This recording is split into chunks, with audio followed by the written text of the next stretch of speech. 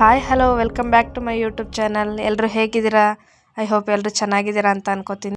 ಇವತ್ತಿನ ರೆಸಿಪಿ ಬಂದ್ಬಿಟ್ಟು ಮೀನು ಸಾಂಬಾರು. ಮೀನು ಸಾಂಬಾರಿಗೆ ಮುದ್ದೆ ಇದ್ದರೆ ಸೂಪರಾಗಿರುತ್ತೆ. ಬನ್ನಿ ಮೀನು ಸಾಂಬಾರನ್ನ ಹೇಗೆ ಮಾಡೋದು ಅಂತ ನೋಡ್ಕೊಂಬರೋಣ. ಮೊದಲನೇದಾಗಿ ಒಂದು 4 ಈರುಳ್ಳಿನ ಕಟ್ ಮಾಡಿ ಇಟ್ಕೊಂಡಿದ್ದೆ, ಅದನ್ನು ಜಾರ್ಗೆ ಹಾಕಿದ್ದೀನಿ. ಕೊತ್ತಂಬರಿ ಸೊಪ್ಪು, ಒಂದು 2 ಟೊಮೆಟೊ, ನೆಕ್ಸ್ಟ್ ಶುಂಠಿ ಬೆಳ್ಳುಳ್ಳಿ, ಸ್ವಲ್ಪ ಕಾಯಿ, ಒಂದರಲ್ಲಿ ಅರ್ಧ ಕಾಯಿ ಹಾಕ್ಬಿಟ್ಟು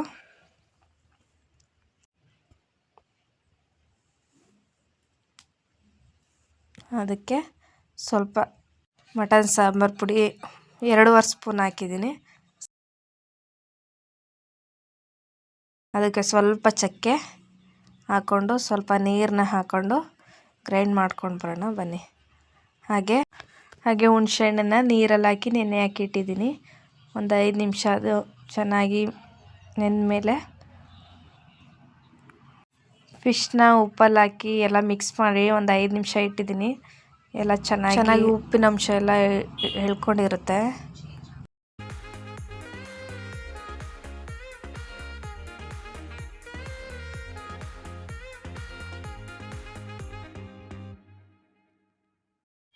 ಮಸಾಲೆ ರೆಡಿಯಾಗಿದೆ. ಸಾಂಬಾರು ಹೇಗೆ ಮಾಡೋದು ನೋಡೋಣ ಬನ್ನಿ. ಒಂದು ಪಾತ್ರೆಗೆ ಎಣ್ಣೆ ಹಾಕಿ ಸ್ವಲ್ಪ ಜೀರಿಗೆ ಹಾಕಿದ್ದೀನಿ. ಬೇಡ ಅಂದರೆ ಬೇಕಿದ್ರೆ ಸ್ಕಿಪ್ ಮಾಡ್ಬೋದು. ನೆಕ್ಸ್ಟು ಗ್ರೈಂಡ್ ಮಾಡ್ಕೊಂಡಿರೋ ಮಸಾಲೆನ ಹಾಕ್ತಾಯಿದ್ದೀನಿ. ಅದನ್ನು ಚೆನ್ನಾಗಿ ಮಿಕ್ಸ್ ಮಾಡಿ ಒಂದು ಸ್ವಲ್ಪ ನೀರನ್ನ ಆ್ಯಡ್ ಮಾಡಿಕೊಂಡು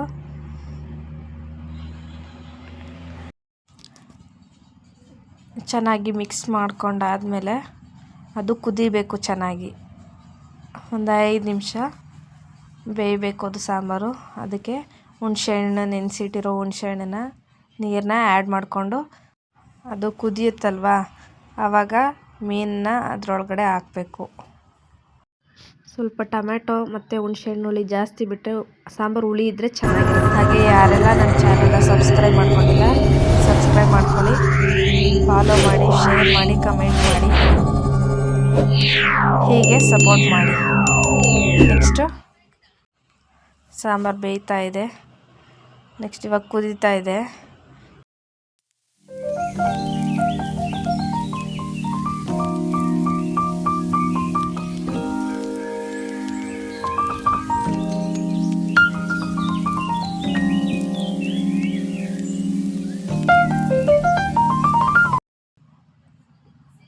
ಕುದೀತಾ ಇದ್ದಂಗೆ ಅದರೊಳಗಡೆ ಹಾಕಬೇಕು ಮೀನನ್ನ. ಒಂದು 2 ನಿಮಿಷ ಬೇಯಿಸಿದರೆ ಸಾಕು, ಜಾಸ್ತಿ ಬೇಯಿಸಬಾರ್ದು.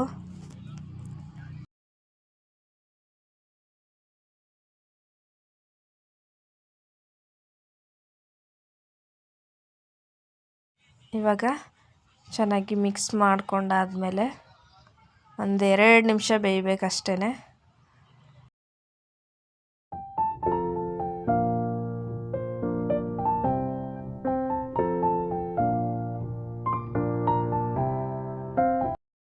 ಎರಡು ನಿಮಿಷ ಆಗಿದೆ. ಸಾಂಬಾರು ಕೂಡ ರೆಡಿ ಆಯಿತು. ಇವಾಗ ಸರ್ವ್ ಮಾಡ್ಕೊಳ್ಳೋಣ. ಮುದ್ದೆ ಮೀನು ಸಾಂಬಾರು ಹೇಗಿದೆ, ನೀವು ಟ್ರೈ ಮಾಡಿ, ಹೇಗಿದೆ ಅಂತ ಕಮೆಂಟ್ ಮಾಡಿ. ಹಾಗೆ ನನ್ನ ಚಾನೆಲ್ನ ಸಬ್ಸ್ಕ್ರೈಬ್ ಮಾಡ್ಕೊಳ್ಳಿ, ಪ್ಲೀಸ್ ಸಬ್ಸ್ಕ್ರೈಬ್ ಮಾಡ್ಕೊಳ್ಳಿ.